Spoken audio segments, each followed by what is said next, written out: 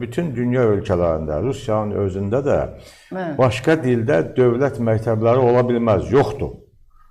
Yəni, bu onun, necə deyərlər, həmin ölkənin başqa bir ölkə qarşısında birinci kapitulyasiyasıdır, kapitulyasiya sayılmalıdır. İkinci bir cəhətdən də onun daxilinə həmin dövlətin güclü şəkildə nüfuz eləməsidir. Mən rus dilini öyrənmənin əleyhinə deyiləm. Yəni, rus dili xüsusi pullu məktəblərdə öyrənilə bilər. Məsələn, çoxlu, bəli, xarici dil kimi tutaq ki, orta məktəbdə rus, ingilis, fransız, nə bilim, alman dilləri həftədə 1 saat, 2 saatı keçilir. Bu heç, xarici dillərin sırasında da keçilə bilər. Amma rus dilində məktəb heç olmaz. Həftədə Azərbaycan məktəblərində həftədə 6 saat rus dili qətiyyən olmaz. Rus dilini öyrənmək istəyirsən, xüsusi məktəblər ola bilər, yəni pullu məktəblər olar. Məsələn, ingilis dilində belə məktəblər var da. Məsələn, Ordlar Yurdu Universitetinin o məşhur məktəbi var, Oxford School deyirlər, nə deyirlər. Orada təhsil haqqı da çoxdur, 8000 manatdır, yoxsa dollardır. Gel pulumu ver, rus məktəbində, rus dilini də oxu, nə istəyirsən elə. Amma bunun da bir məntiqini başa düşməliyəm. Çünki, Aylaman xanım, tamaşaçılar da bilir, görür də. Axı, indi xarici dövlətlərə oxumağa gedən gənclərimiz Rusiyaya ya təhdükü gedə bilər, ya ümumiyyətlə gedən yoxdur. Hamı, tutaq ki, Amerikada, Avropanın da belə pis çıxmasın, ən zəiflər, başqa ilə İngiltərəyə, Almaniya, Fransaya əli çatmayan bizim gənclərimiz gelir Polşada oxuyur.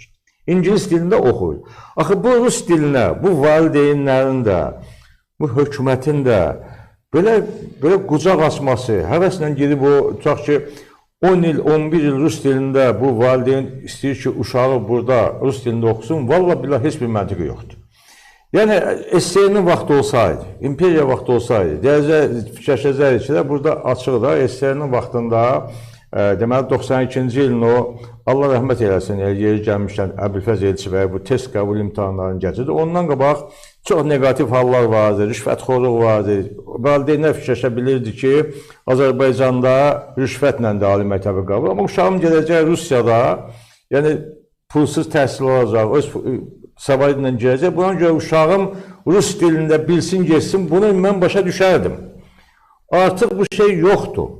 İndi Azərbaycandan xaricə təhsil almağa üst tutanları mən dəqiq rəqəm bilmirəm. Rusiyada yaşayan Azərbaycanlılardan da danışmıram. Onlar orada məskunlaşmış Azərbaycandır, onlar rus dilində uşaqları təhsil alacaq, bunu da demirəm. Azərbaycanda 11 il rus dilində oxuyub Rusiyaya qəbula gedən adamlar ümumi sayın bəlkə 1%-dir, bəlkə ondan da azdır. Ona görə valideynlərin də, hökumətin də belə Rusiya qarşısında bu aludəçiliyin başa düşmürəm. Hələ bu yaxınlarda mən eşitdim ki, o Rus evi var deyə, bu casusluq yuvası vardı. Onu ki, bağlamışdılar. Bizim o soydaşlarımıza, xüsusən Yekaterinburgdakı hadisələrdən sonra bizdə də cavab tədbiri olaraq Rus evini bağlamışlar ki, bu ancaq casusluq yuvasıdır.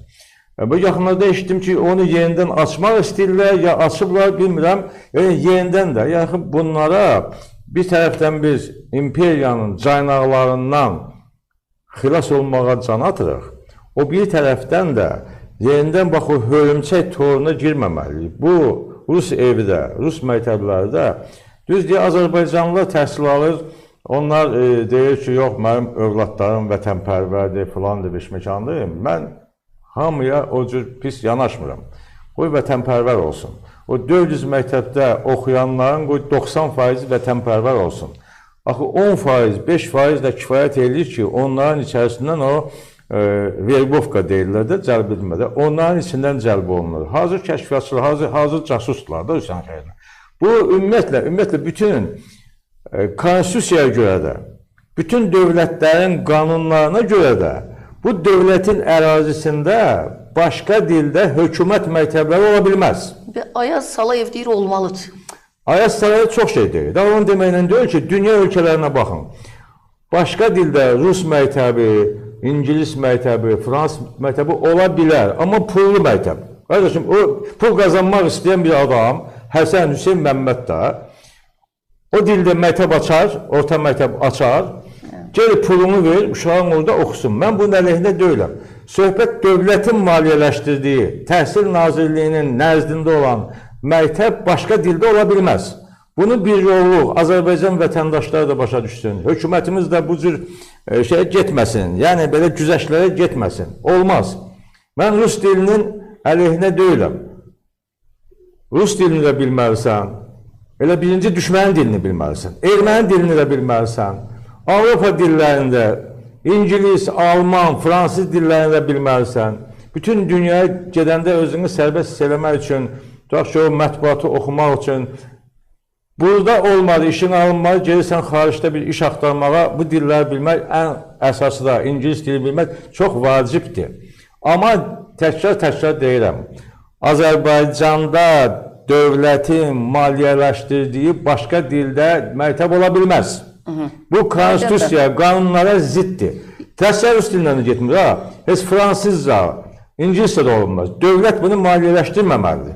Amma pulla gəlib, pulla məsələ dedim də, İngilis dilində nə qədər prestijli məktəbləri var, amma kifayət qədər də yüksək təhsil haqqı var. Qardaşım, ged orada oxu. Rus dilini sənə heç kim qadağan eləyən deyil. Mən də rus dilinin əleyhinə deyiləm. Mən xarici dillərdən zaten Alman dilini bilmirəm, İngilis dilini bilmirəm, Fransız dilini bilmirəm. Bir anababat bildiyim rus dilidir ki, ondan da elmi kitablardan istifadə edəcəm. Kitabxanamızda, Azərbaycanın Axundov kitabxanasında, Milli Elmlər Akademiyası kitabxanasında bəlkə milyonlarla rus dilində kitab var. Ondan istifadə eləməliyik, onu qırağa ata bilməliyik. Rus dili bizə çox lazımdır. Aman bunu, bu cür şəkildə dövlət 400 rus məktəbi açır, pulunu dövlət maliyyələşdirir. Özü də hələ Rusiya yenə də razı qalmır. Razı qalmır. Yəni bu nonsensdir, belə adı yoxdur. Doğru. Və hətta burada bu Kəmalə Şıxəliyeva yazır ki, elə bil bura Rusiyadır. Normal işə gedirsən, Rus dili istəyirlər. Niyə? Həqiqətən də əksəriyyətində Rus dili, şəhərə... Heç İngilis dili də istəyə bilməzsən.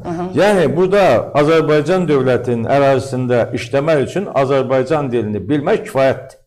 Hətta, məsələn, başqa dövlətdə, Baltik ölkələrində bunlar SSR-in tərkibindən çıxandan sonra onlar işə girmək üçün, hətta yaşamaq üçün şərt qoymuş ki, sən o dövlətin, bəlkə Litva, Latviya, Estoniya vətəndaşı olmaq istəyirsənsə, Rusiya, Azərbaycan kimdə, o dildən imtihan verməlisən.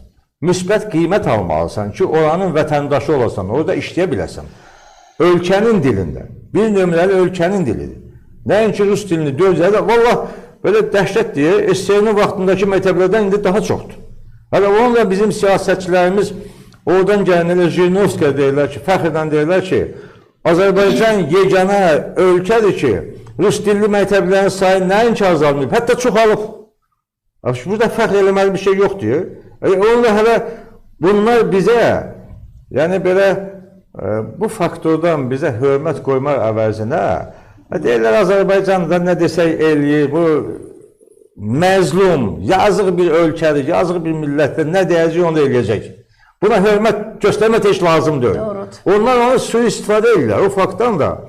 Bəlkə biz də qorxuruq, 400 məktəblə özümüzü sığortalayırıq, sabah bağlasaq, sonra bugün barmaq silkələyənlər sabah bəlkə başqa bir addımlar ata bilərlər. Hərçənd mən düşünmürəm, Ermənistanda bugün 400 məktəb yoxdur, Gürcüstanda bir 400 məktəb yoxdur, Gürcüstanda ümumiyyətlə heç rus dilində danışan yoxdur. Ermənistanda varmı? Yoxdur, heç yana belə yoxdur. İndi məsələn, Qazaxıstana başa düşmək olar da, oranın əhalisinin təxminən yarısı rusdur. Onu başa düşmək olardı, Qazaxıstanda olmalıdır. Bizdə nə qədər rus var? 10 milyonun içində neçə faiz rus var? Heç bir faiz olmaz da. Başqa millətlər, Rus, Ukrayna, nə bilim, Yahudi falan 1% olar olmaz. İndi 1%. Nətər olur? 400 məktəb. Onlar heç rus oxumur. Ya o məktəblər tutaq ki, səfirliyin işçilərin uşaqları gedə bilər də. Onlar da səfirlikdə özləri məktəb təşkil edir. Rusiya proqramı ilə onlar oxuyur. Azərbaycandakı rus məktəblərin proqramı ilə səfirliyin işçilərin uşaqları oxumaz. Onlar Rusiya proqramında səfirlikdə yəqin ki, məktəb təşkil ediblər. Ax, bu nə lazımdır? Onu da, yaxşı, 400-ün hamısını birdən-birə bağlaya bilmirlər də. Yavaş-yavaş azalsınlar. İldə tutaq ki, 30 məktəb, 40 məktəb azalda geçsinlər. 400-ün birdən yaxşı bağlamasınlar. Mən, valla pis çıxmasın, dəhşətə gəlirəm. Bizim evin yaxınlığında 267 nömrəli məktəb vardı. Bütün valideynlər uşaqlarını təkidlə rus dilində oxutmaq istədiyinə görə Laman xanım, qrupda 45 uşaq var idi, 45 uşaq. O 45 uşaq nə öyrənəcək? Azərbaycan sektorunda qrupda 25-30-a çatmır. Rus qrupunda 45 uşaq. Hələ sonra elə oldu ki, hamı ona can atdığına görə hətta nazirlik bəlkə buna sağ ol da düşür. Deməli, nazirlik artıq imtahan götürürdü. Birinci sinifə rus dilinə getmək istəyən uşaqlarla nazirliyin işçiləri onlayn əlaqə uşaqla danışırdı. Görün, rus dilini bilirmi? Rus məktəbinə gedir, yoxsa bilmir gedir. Rus dilində, tutaq ki, bu uşaq da bağçadan başlayıb rus dilinə, normal danışır, onu da götürürlər. Yoxsa buna qalsa, valla pis çıxmaz. Azərbaycanın bütün əhalisi, mən dəhşətə gəldim. Bütün əhalisi deyəcək ki, biz rusca oxuyaq. Nətər ki, o Türkmenistanda, nə bilim, Qazaxıstanda bütün təhsil rusca, bunlar deyəcəklər, hamımız, bütün 1 milyon uşaqdır. Neçə hamısı elə rus dilində oxusun. O dəhşətə gəldim. Və heç belə məntiqə sığmır, heç nəyə sığmır. Sən bu... Elə ona görə də biz əyalət kimi baxırlar da, ona görə də elə, nədir bu... Haqqı var da. Soyun nəvəsi çıxıb barmaq silkəliyir, deyirlər Rusiya ilə bir... Jirinovski deməli, Azərbaycanda 10 milyon qoyun var, demədi, açıq demədi. Sonra biz onu burada dəbdəbə ilə qarşıladıq, yola saldıq, Rus məktəbini apardı, demədi Jirinovski. Corba gör olsun. Corba gör olsun. Bunda nə deyək bizdə? Amma yəni insan birinci, əgər özünə hörmət istəyirsən başqaları tərəfindən, bizim misalımızda Rusiyadan özünə hörmət istəyirsənsə, gözləyirsənsə, özün özünə hörmət qoymalısın.